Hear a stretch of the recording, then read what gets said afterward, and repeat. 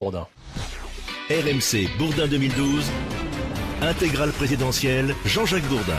Gilles Bernheim, bonjour. Bonjour. Merci d'être avec nous en direct ce matin. Vous êtes grand rabbin de France, Gilles Bernheim. Nicolas Sarkozy a donc dit samedi soir qu'il était favorable à l'étiquetage des viandes en fonction de la méthode d'abattage. Vous y êtes favorable? Non.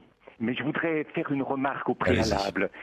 Les réponses que j'apporte aux questions qui me sont posées, du fait de tel ou tel propos tenus par les principaux candidats à l'élection présidentielle, n'affectent en rien ma parfaite neutralité vis-à-vis de ces candidats. Que ce soit sur des sujets de société comme ce matin, ou du fait du choix d'expression de langage, de la droite comme de la gauche, expressions qui parfois peuvent émouvoir, je dois rappeler que ma neutralité reste totale. Maintenant, pour répondre à votre question, je dois dire que je suis très gêné par plusieurs raccourcis qui se font jour sur ces questions de l'abattage rituel.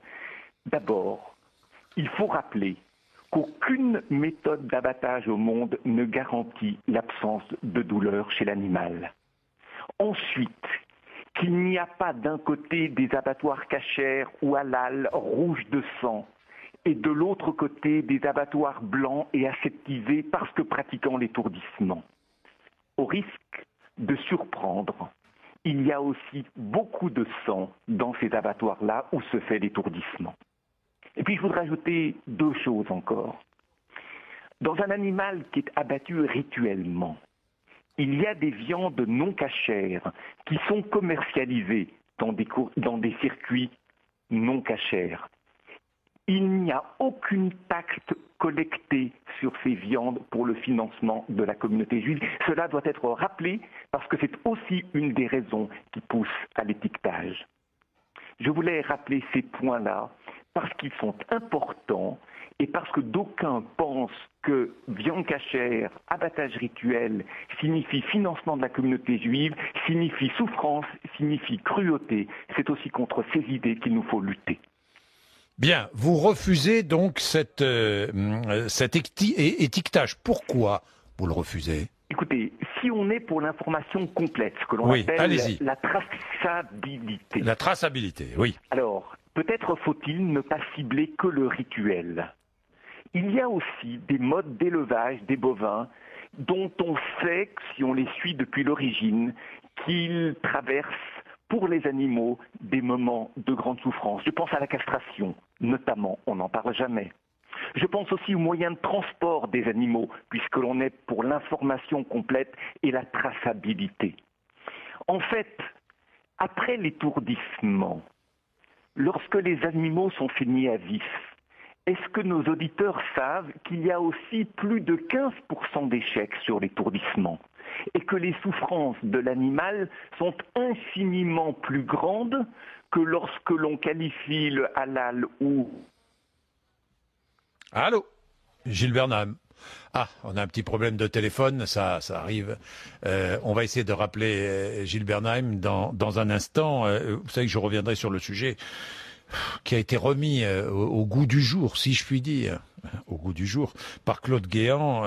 Il a estimé qu'accepter le vote des étrangers aux élections locales risquait de conduire à rendre obligatoire la présence de nourriture halal dans les cantines. Bon, il est 8h13, nous sommes avec Mathieu Charlemagnien. Qu'est-ce que j'allais dire, Mathieu Béard? Je suis un peu perturbé ce matin parce que toutes ces difficultés téléphoniques. Est-ce que Gilles Bernheim est là? Oui. Je suis de nouveau à l'antenne. Vous êtes de nouveau à l'antenne. Voilà. Finissez ce que vous vouliez dire. Vous nous disiez que les animaux qui sont abattus avec étourdissement, est-ce que nos auditeurs savent qu'il y a plus de 15% d'échecs sur l'étourdissement, que les animaux sont saignés à vif dans des souffrances qui sont peu qualifiables? Je crois que cela doit aussi être rappelé.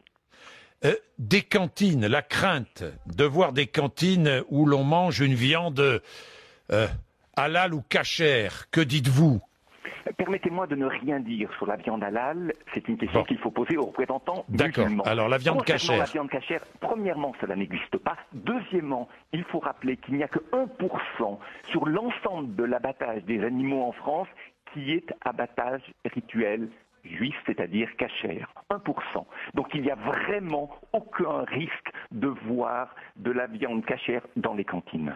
Est-ce qu'il y a là un risque de voir comment dire, les communautés, le communautarisme se développer?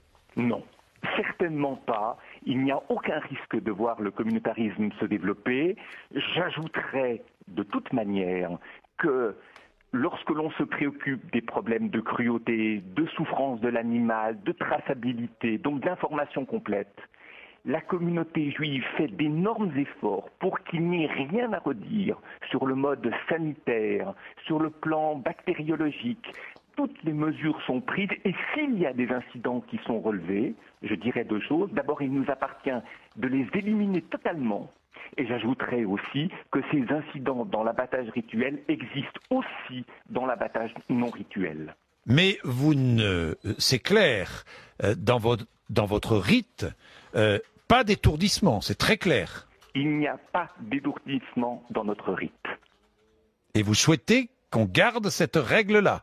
Je souhaite que l'on garde cette règle-là et tout faire pour que rien dans l'abattage rituel juif ne puisse donner à croire, un, au communautarisme, deux, à la cruauté vis-à-vis de l'animal, ou enfin, que l'on cache quelque chose à la société. Merci Gilles Bernheim, merci beaucoup. Merci.